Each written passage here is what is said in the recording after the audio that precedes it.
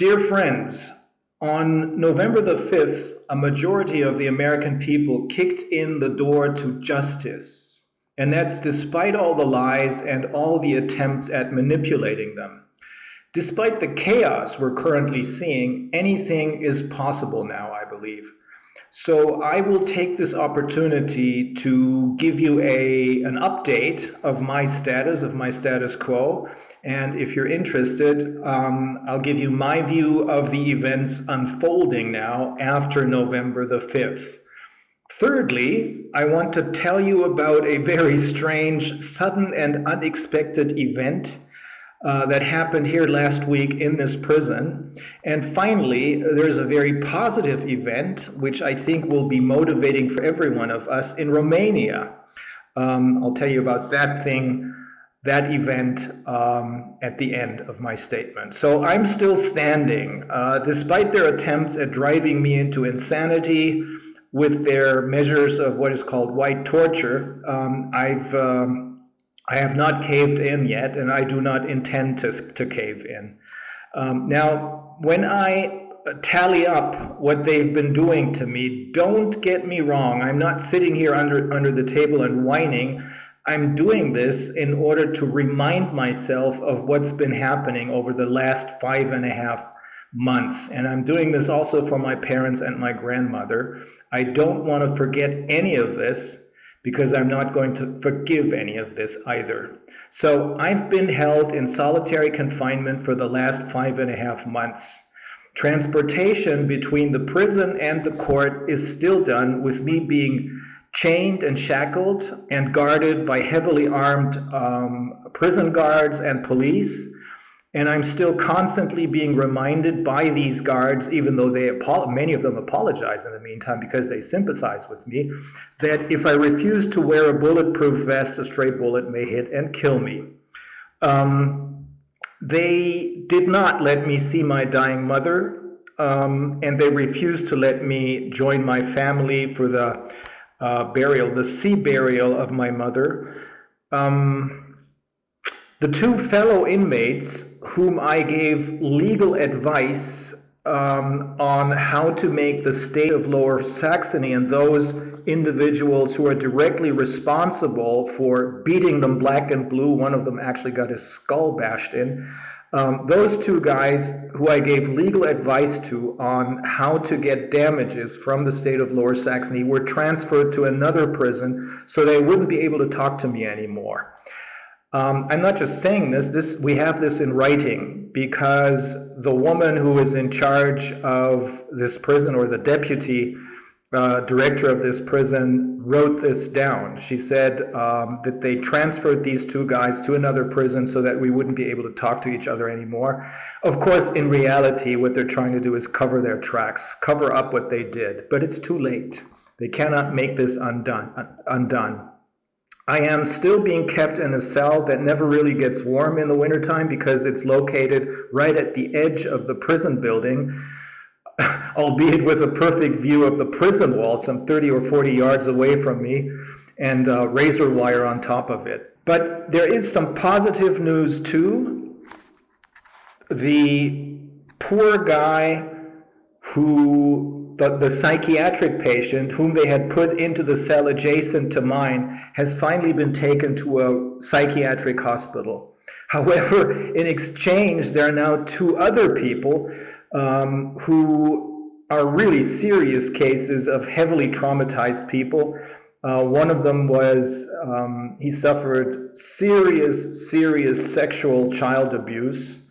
And the other is heavily traumatized, a Syrian who as a child was exposed to a lot of violence, war and violence in Syria. Both of them are nice people, but they're totally insane. And every once in a while they destroy all the furniture, the bed, the chair, the table, the closet, even the sink, because they're totally lost and they don't belong here either. Again, I'm still standing. Here's the good things. Apart from the fact that the man who was waiting to get real treatment in that cell adjacent to mine, apart from the fact that he is finally, at least that's what they told us, finally getting that help. We have also been successful in getting permission for me to work out again. So once a day for 30 or 45 minutes, they take me to one of the fitness rooms on the floors above this special security ward, and they lock me in there, and then I can work out, do pull-ups and push-ups and all those things, which I cannot do because this prison cell is way too small to even move around. Stretching you can't do in there. And I can go run in that prison courtyard because now I have my running gear. I'm in fact almost back to normal, physically at least. So the upshot is, even though it is obvious that all of the above-mentioned measures of what is called white torture are designed to drive me insane, or anyone who is subjected to such measures drive them insane, so that ultimately I'll either commit suicide or go so crazy that I attack the monsters, neither will happen.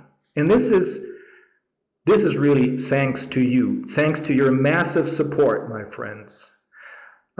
Thanks to this ever stronger sense of being somehow connected with all of you, which is hard for me to grasp because I'm a rational thinking attorney, but for some reason, all of this is actually coming through to me. This really does feel as though there is some kind of energetic connection. I don't know how to explain it, but that's the way it is, or else I wouldn't be standing. But of course, it's also thanks to my wife that I'm staying calm and focused. So I will not back down. I won't back down, just like Tom Petty sang. We do realize now that this has always been a two-tiered attack. The fake legal case has always been nothing but a cover for the real goal to take me down because of my pandemic activities, because of the fact that I did all these interviews, because I wanted to know what I suppose many of you also wanted to know. I wanted to know what's really going on.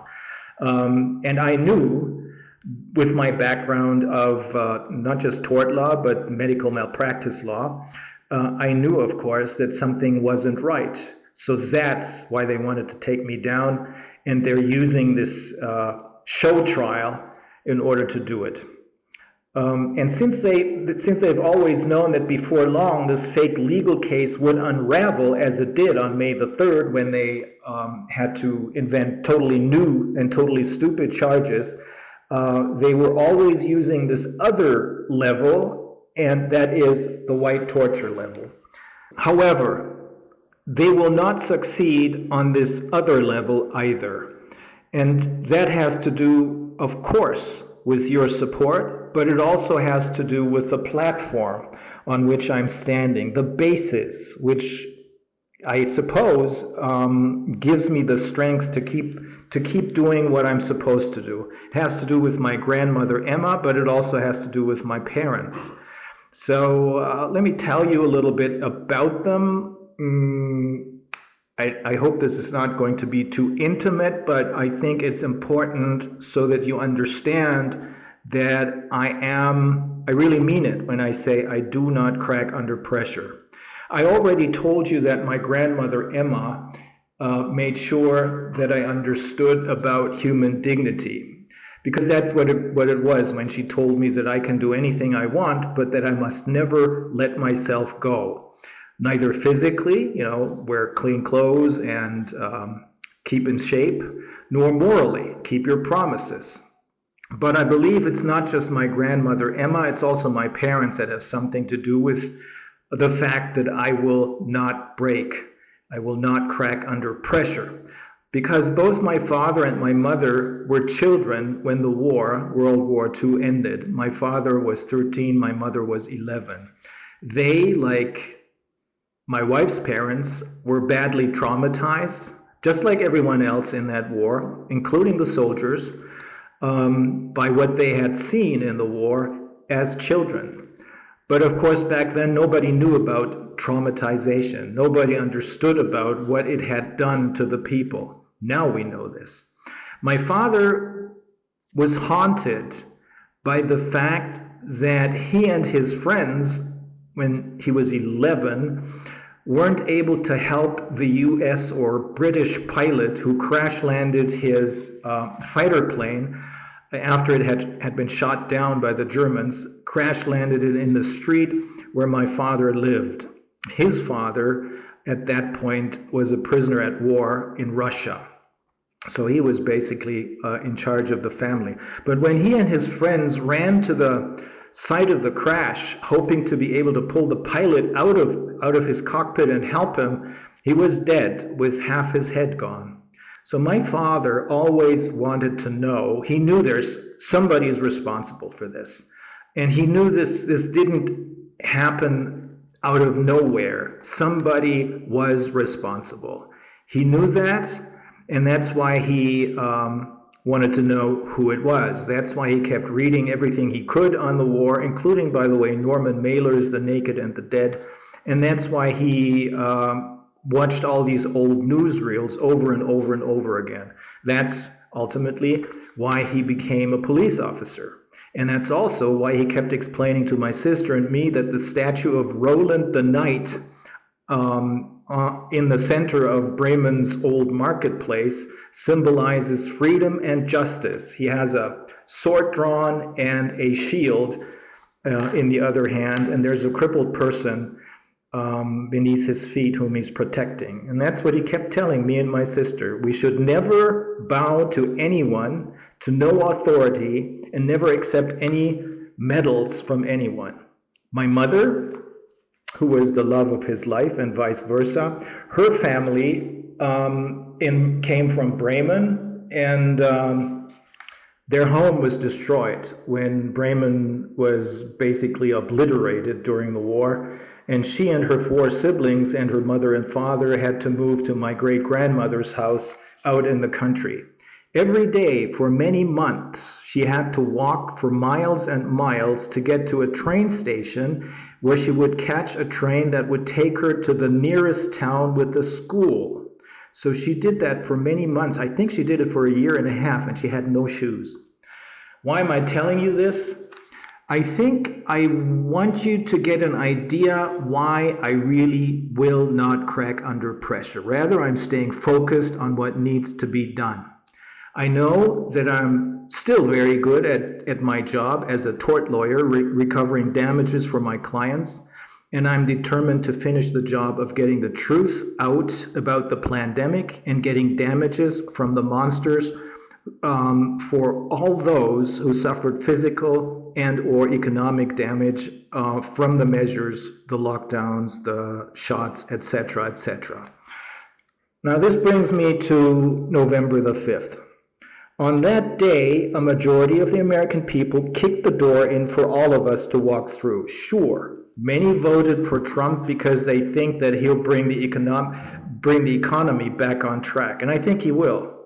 But still, they all either ignored the constant attacks on him in the mainstream media and by politicians, or they actually saw through this web of lies and propaganda and manipulations. Either way, they were definitely not impressed by all those overtly stupid attempts at framing him as a Nazi.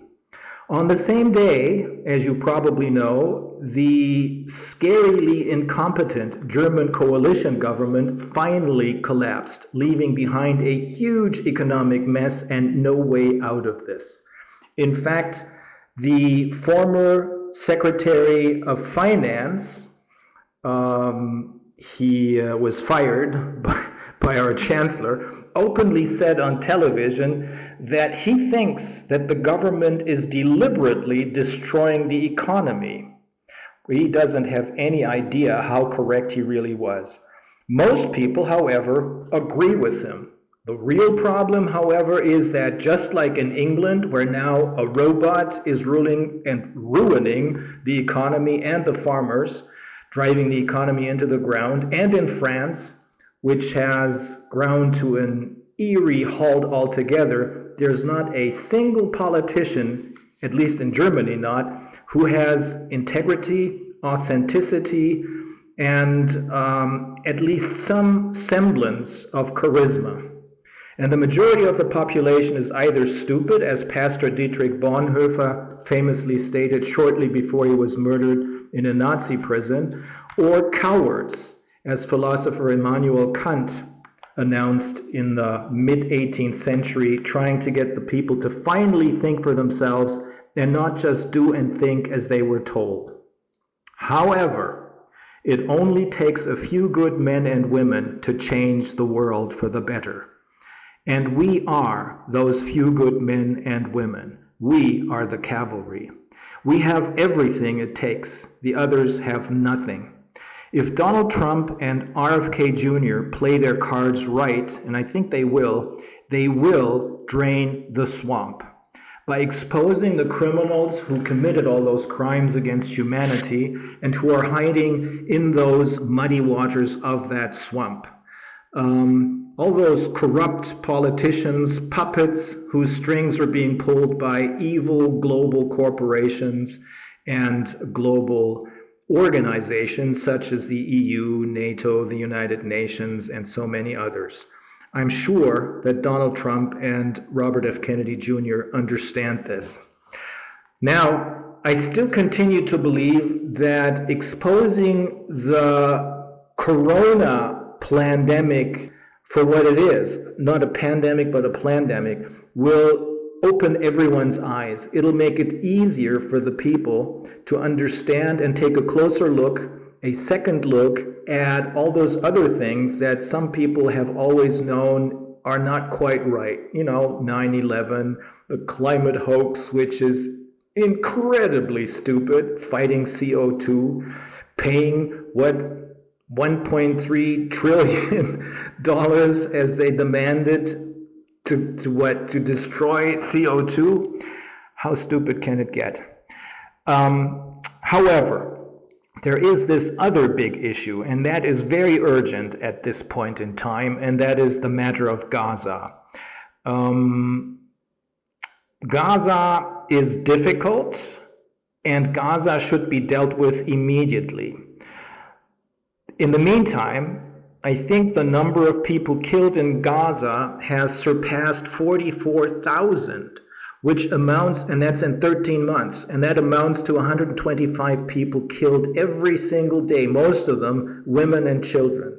I told you that I've been following this very closely over the last 13 months by comparing the journalism that I could see on TRT World on the one hand,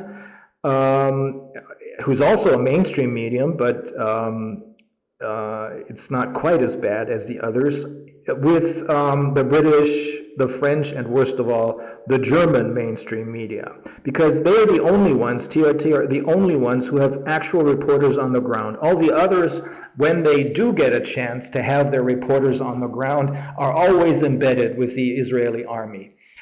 When I compared what those two sides, TRT World on the one hand and all the others on the other hand, were showing us every day about the absolutely horrific situation on the ground.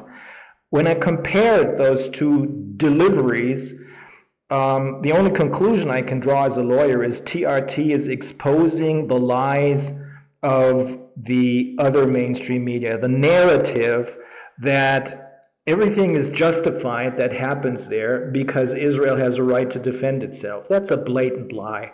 These people, the people who are being killed, most of them are women and children. And if you have a chance, take a look and see for yourself. Take a look and a listen to TRT's reporting on the Gaza massacres. You'll find their extraordinary interviews on YouTube too.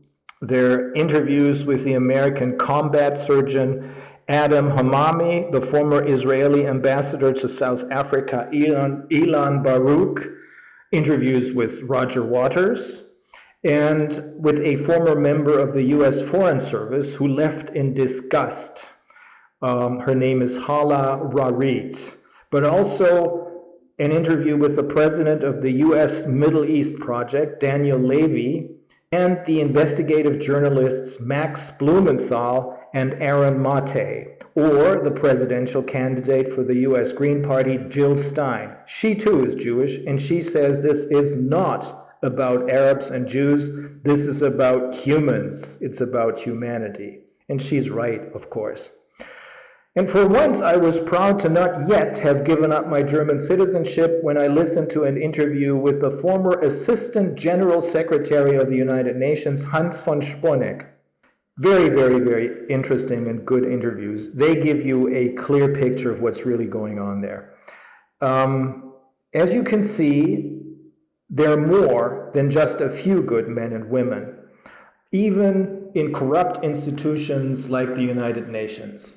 On November the 21st, finally, when many people had already been musing about the old true saying, justice delayed is justice denied, the ICC, the International Criminal Court, finally issued arrest warrants for Netanyahu and his former Defense Secretary Gallant. This is a very important signal, as it shows that they're not immune and they will not escape justice. Even more important, it signals to all of those who participated and continue to participate in that genocide that they too will not escape. Who is that? Well, for example, the sniper who killed the 26-year-old Turkish-American woman who was demonstrating peacefully with a small group of peaceful people and got a bullet to the head that killed her. The men and women who tied injured Palestinians to the hoods of their armored vehicles, using them as human shields. The pilots who bombed tent cities, and the tank commanders who shelled hospitals and schools, and chased, in one instance, a female journalist through the streets. And all those who deliberately starved the people in Gaza by withholding food and water. No one will get away. And that is because we, the people, are here watching this, and we're coming. Justice is coming. Even though I suppose that those who are pulling the strings and also those who committed the crimes, most of them are psychopaths or sociopaths and have absolutely no empathy. So they will not be haunted by those images of the children whose arms and or legs had to be amputated. But what they will understand is that they will not get away with the feeble excuse that they followed orders. That has not been a valid excuse, let alone justification for such crimes, since Nuremberg 1.0. And it will not be a valid excuse nor justification for any of the other crimes against humanity that have been committed, least of all for those committed under the guise of the plandemic.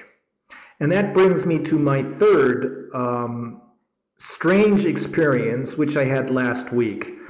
Twice a week, I usually go get a dental checkup, and I was there in, I think, January or February, and I met this dentist who has his private practice right outside the prison, and he comes here twice a week. And he asked me if I was the guy who was getting all this support from all those people. And I said, yep, I'm here because of Corona. And he said, yeah, well, I don't know if everything was done correctly. I think they overdid it. And I said, well, did you get your shots? And he said, yes. I said, well, I can put you in touch with real doctors who will help you get that toxic brew out of your body. And said, it can't be that bad. Now that's strange. On the other hand, maybe it's not strange, because many people who could and should see the danger of these shots, now that finally all the numbers are coming out, we know that at least 20 million people died because of the shots, and we know that 2.4 very serious adverse events happened because of the shots. But most people don't want to know about it. This guy didn't want to know about it either. He said, it can't be that bad. Now, that is strange, but understandable. So, last week I was there once more for my second checkup, And they made a mistake because they put me into a holding cell, not by myself, isolated from everyone else, but there was one other inmate in there, and he was waiting, a drug addict, poor devil, who was waiting to get some serious dental work done. And so finally, when he was called into the dentist's office, I could see everything from my cell because there's a window in that door, and I could see all the way down the hallway. I could see him disappear through the door to the dentist's office. It's only 20 feet from me. And then some, 5 minutes or so later, I saw the dentist, who's a physically fit guy in his mid-50s or mid or late 50s maybe. And he opened the door and he came staggering out, staggering and stumbling, almost fell. Then he turned around and saw me. Since I have this red-green weakness, I wouldn't have been able to see if he's red or green, but I did see that he was white. He was pale. Looked at me because he recognized me. And then he turned around again, collapsed, got up again, and then disappeared through another door. Now, and a minute later, the dental assistant, a young woman, totally confused, appeared in the hallway. Then the patient appeared. Then 3 guards took him back to the holding cell where I was waiting for him, and he told me that he was so sorry for that guy because he was such a good guy and he was hoping he would get better soon. He had already gotten his shot of, I suppose it's Novocaine or something, some anesthetic. And he said, it's not important that he operates on me now, but I just hope he's going to get better. I said, well, we'll see.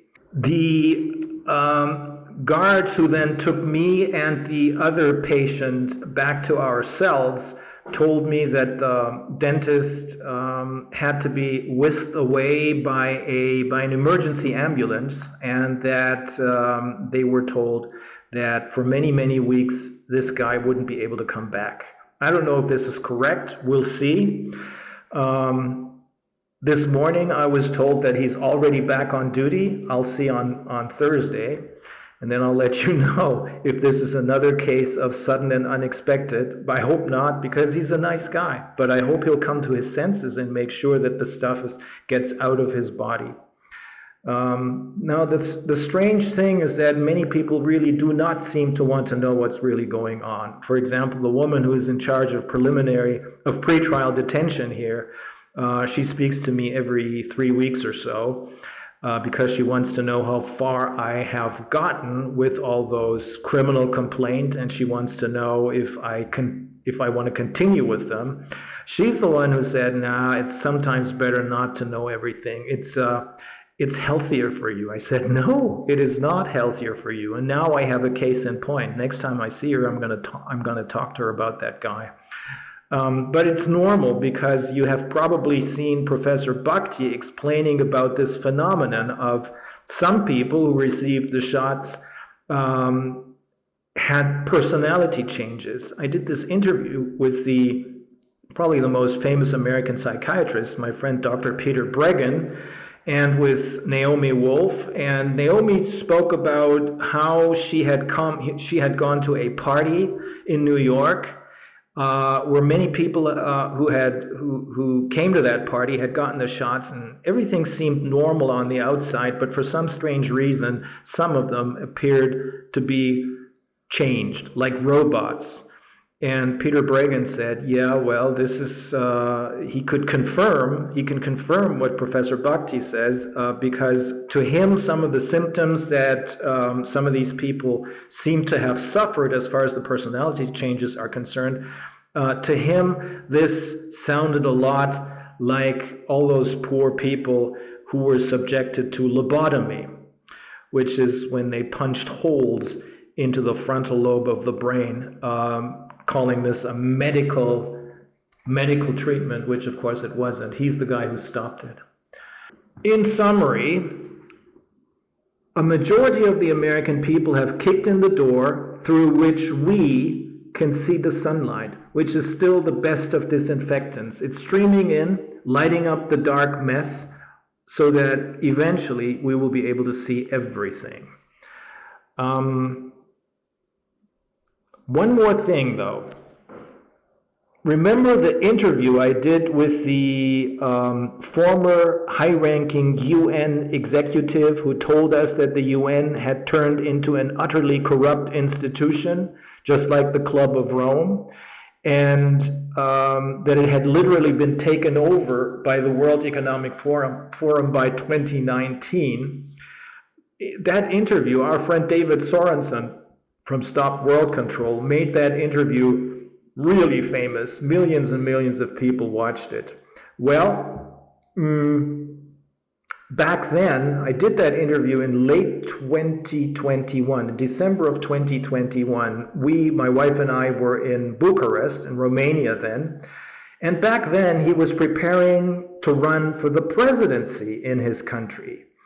And I guess you could say that I did play a part in these preparations because we introduced the Romanian version of Robert F. Kennedy's book on Fauci, The Real Anthony Fauci, to the Romanian people. And you know what? I just saw on television that he is about to win the presidential election in Romania. So I hope he's going to make it, because I think this is really, really good news. At any rate, let's not forget that we, the real humans, the real people, we are the cavalry. Of course, we're hoping for the best, and I'm hoping that Călin Ceaușescu, he's the guy who's about to win the presidential elections in Romania, but also that Donald Trump and Robert F. Kennedy Jr., who to me are the center of gravity in the incoming American administration, that they're going to do the right thing. And I'm absolutely convinced that they're going to do their best. But it's always us, the people, who are ultimately going to be the cavalry. So whatever you think, there's chaos right now, but I think we're moving into a better time. It's already begun. Even though I can't really put my finger on it, but there's this old song by a band called Thunderclap Newman, and it's called Something in the Air. And that's what I think everyone can feel now. Don't confuse this song with Phil Collins' song, which is called Something in the Air Tonight. That's the other song. Thunderclap Newman, Something in the Air. And I think that's the truth. I'll see you all soon.